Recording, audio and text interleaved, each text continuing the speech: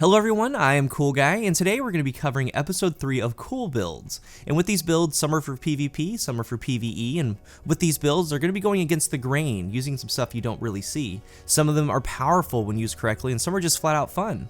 Some are with friends, some of them you do solo, and they can be put together as a change of pace. Some require a main challenge, but this one is specifically for PvE, using our support subclasses.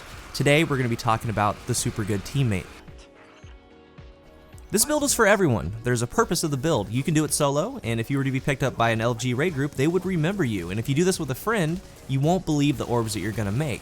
And this build can work both on the Nightstalker Hunter and the Defender Titan. We'll be setting them up with an underused exotic, the Super Good Advice, and you almost never see it out there used. Its namesake perk states, missed shots may be returned to the magazine, and landed shots may be replaced in the magazine from your reserve. If you've never shot the Super Good Advice, the two things it says they work together. Basically, it makes your shots count. Missed shots act like they never happen, and it also has crowd control, which is exactly what we're going to be doing with it.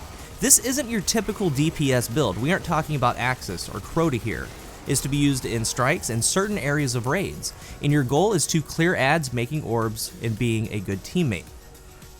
For the Nightstalker Hunter, the skill tree needs to have Black Hole for a longer tether, and you can tether more enemies, but most importantly, we want Light of the Pack to create orbs because we're pairing this with another underused exotic, one that some players might not even know is in the game because it's easily forgotten about, the Skyburner's Annex. Yes, you heard correctly, the Skyburner's Annex. And when this helmet came out, I was to review it.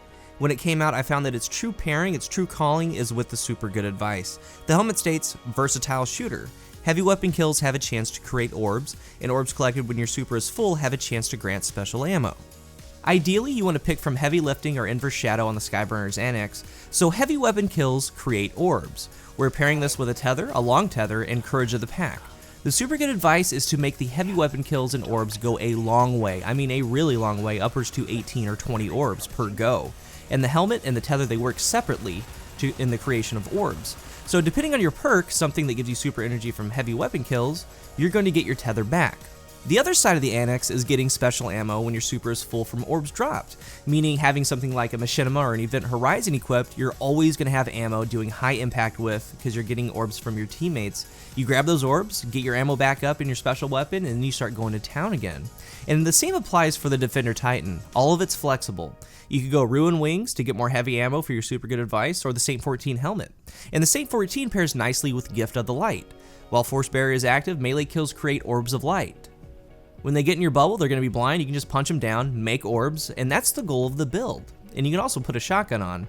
Or you can go Weapons of Light with the Ruin Wings. There's a lot of flexibility. You can go Bastion for a reduced cooldown for the Ward of Dawn. Or you can keep the theme going, Gift of the Void, to grant your team orbs when the bubble's taking enemy fire. But the most important thing is Iron Harvest. Heavy weapon kills have the chance to create orbs. Basically, it's the Skyburner's Annex, what that gives you without the special weapon perk. Also pairing it with anything you can for the situation. Extra super energy for heavy kills, more super energy from killing Fallen, more heavy ammo from killing Fallen like on the gauntlets. The list goes on and on to add to the build, and there are a lot of areas where this comes in handy. The lamps in Crota, the Templar, the Zamboni in Axis, the totems in Oryx. With one person doing this, you can supply your team with a lot of orbs, super after super, orb chaining. But then imagine a couple of players doing this. Even in strikes, it's a very fun way to play. It's good for a raid team, and when it comes time to do some damage phases against like a Golgoroth or a War Priest, you switch to your Sleeper Stimulant, you switch to your sword, whatever it is that you need, just switch off the Super Good Advice. It's one of those things you have to try for yourself, and see how it applies with your own eyes. I can assure you, it's crazy stuff. When I first put these together, the Skyburner's Annex and the Super Good Advice, in PvE, I got laughed at. They said, "What are you doing?" I said, "I'm getting ready to be a good teammate," and the rest is history because I use this setup every single day, and it's amazing. It's very good for a PvE build. And keep in mind what you're doing with it. The ad control, the orb creation, and when it comes down to an instance or a boss fight, that's when you switch off to get your DPS going. And we've covered the Blade Dancer, Gunslinger, and Nightstalker now in the cool builds, and we just went into the Defender Titan. More subclasses on the way in the future of the series. Let me know in the comment section what your thoughts are for this build in PvE, and if you have the gear, try it out. You might just like it. Thank you for watching, and until the next one, I am CoolGuy.